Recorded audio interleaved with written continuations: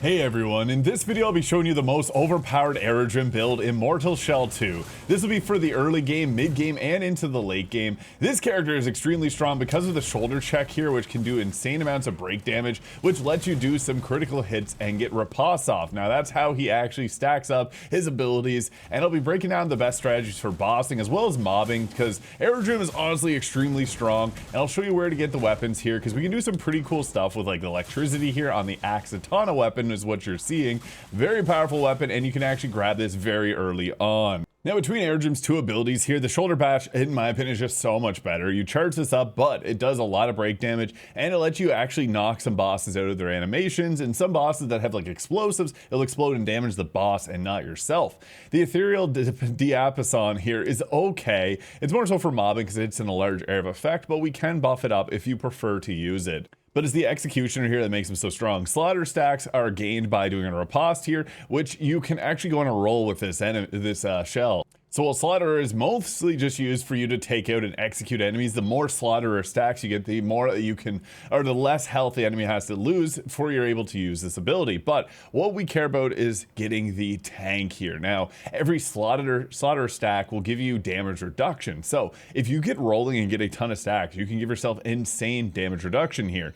Now, the shell points that I would prefer to have here. So I like the alacrity here, giving yourself the shoulder bash, faster charge, and reduction to the resolve cost. Let you spam this a little bit more, but afterwards I would also recommend grabbing anguish here. This makes the shoulder bash do more damage and apply weak, which makes the enemy deal less damage to us, which is something that we definitely want because we're tanky. So you can open with the shoulder bash, and if you get hit, you're taking a lot less damage. Furthermore, if you're able to stack up the Slaughterer stacks and get that damage reduction.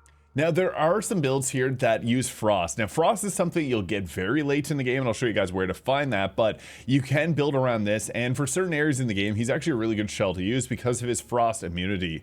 Consecration here kind of sucks because you get resolve from using Mether's Pulse, not super useful.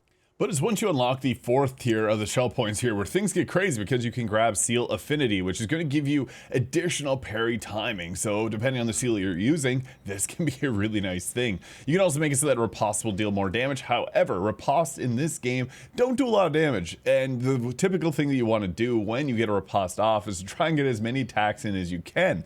But you can also grab Persistence here, which lets you hold your Slaughterer stacks whenever you get severed, or if you're resting. So you're able to stack this up a very high amount and get that damage reduction into bosses. So you can hold on to those with that there.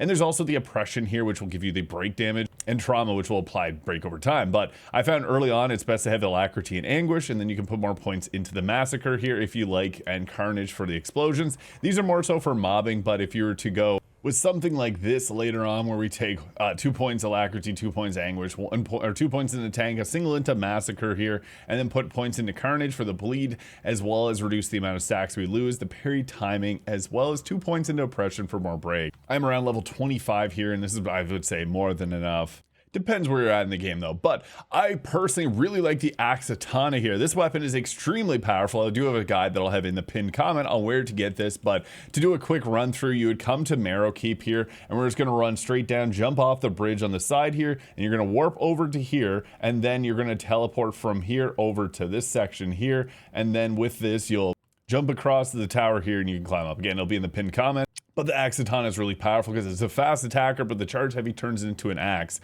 I also like the axe and dagger. The faster attacking weapons seem to be pretty solid in this game, so you can go with the Axatana, you can go with the axe and dagger. The Icona class here is also a very powerful weapon. Now, one thing is the Great Martyr's Blade actually fits his build really good. It just got a buff of 20% extra damage today, but it's still not that great. But I have two favorite weapons to be Axatana and Black Needle. The spear just has really good reach, which helps out. So you can shoulder bash, get into someone, then back off and spear poke them. Or just use the Axatana's running attack often, which you'll see in the combat section of this video. For the sidearm, I personally like the Forgotten Crossbow here. You can get a Tarstone, which we'll cover in a moment, which makes it do like an explosion around, which is really useful. Although I've had a lot of success with the Salvage Trebuchet axe. This is great because you can charge it up, and it's going to have a Tarstone that makes it deal damage over time, which can stun bosses, which is quite nice. There are other options here, but in my opinion, it's Nail Shot or Forgotten Crossbow. For the seals, I've mostly been using the Untarnished shield here, but it's entirely up to you. Anything but the Slayer shield to keep your achievements here. This comes down to personal preference. If you like tight parries, the Infinite seal will be better, but the Untarnished seal just ends up being a good general purpose one. And Vaptor seal is actually pretty good against certain bosses. Now for our Tarstones, this is where the build really comes together, because early on you can get the Parasitic Stone here, which gives you Leech. Now Leech is interesting because it's going to increase your max health. It doesn't give you life steal, it's just going to make you live longer, which is really nice. So that can be super useful. But if you can get the Duality Stone, this is going to be the best option because it makes it so that your attack combos strike twice. So that's obviously double the DPS. That's incredible. Now there's other ones like the Perforation here, which can be really useful, which gives bonus damage from your sidearm attack. So whenever you do use this, make sure you use the crossbow afterwards. There's also Warp, which is nice. You can give yourself additional attack speed with the Sieve Stone. I'm using the Shuddering Stone alongside Duality. So this is what gives the arrows their knockback, which is extremely useful. But early on, Corroded Stone, this is going to be really useful because this makes your ranged attacks do damage over time, making it really effective against certain bosses. Now, the most important, in my opinion, is the Voltaic Crown. So this is going to make it so your attacks get lightning infusement. This is a bit of a hike. You have to run all the way over and clear this gate here. So you will have to clear most of the main area before you're able to get that. But it is highly worth it because the electric damage is just so good. So with lightning, it deals damage over time and it applies a shockwave whenever released. Super useful. I also like to have the Ember Seeds or Hagstone on my sidearm, depending on the ones that you're using. Certain ones only apply to certain weapons. Like, for example, Warden Stone here, which makes it so that you will apply Frost, which can freeze targets. Now, where this gets really good is this is a late game item, but if you have the Warden Stone, you have to use the longsword that attacks really slow. But with that, you can take 3 points of apathy here, and this will give you 200% damage to frozen enemies, which is obviously really nice. So that is a late game synergy. I'm not going to mention it for like the purpose of this video because that's something you'll do later on, and you have to use a weapon that is, in my opinion, not that great at the current moment.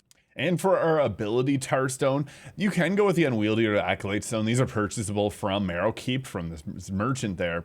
But honestly, I really like to go with the Shrike Stone here. This gives you a big jump up in the air, and it does splash damage. It also can do break damage when you fully upgraded here. But the thing with this is, it will stun certain bosses out of their attacks. There's a couple major bosses in this game that have some attacks that you just can't do anything about, and this will actually break them out of those attacks and give you immunity. So this is extremely useful.